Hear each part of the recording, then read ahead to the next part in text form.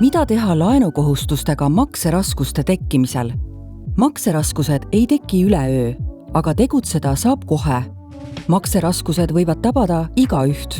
Kõik, mis tundus varem hallatav, näiteks arved, järelmaksud, laenud, võivad ühel hetkel hakata üle jõu käima. Märka märke ja võta vastutus.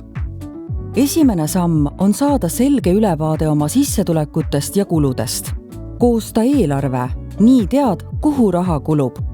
Elu võib ootamatult muutuda, töökaotus, haigestumine või lähedase kaotus võivad tabada igaüht. Et vältida makseraskusi, tasub juba varem luua rahaline puhver. Rahaline puhver aitab muutustega toime tulla. Ka väikesed säästud on paremad kui mitte midagi. Kulude kontroll algab väikestest valikutest. Kui võtad lõuna ja kohvi kodust kaasa, säästad märkamatult. Iga euro loeb.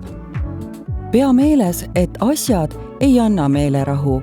Me ei vaja kindlat elustandardit, me lihtsalt tahame seda.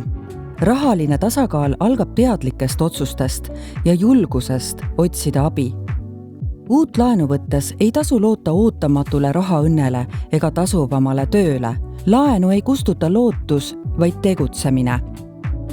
Ka järelmaks on laen, sageli veel kõrge intressiga. See suurendab veelgi kohustusi, mida tuleb tasuda.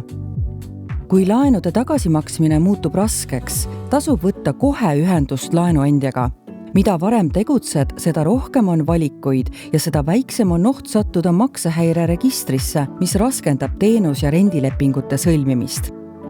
Kasiino, kiire investeering või uus laen ei lahenda rahamuresid. Riskantsed otsused võivad olukorda halvendada.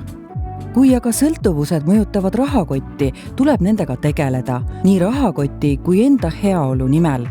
Sõltuvustega tegelemiseks otsi abi.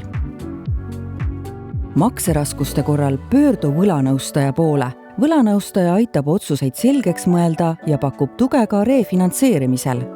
Tasuta võlanõustamine on kättesaadav kohaliku omavalitsuse kaudu.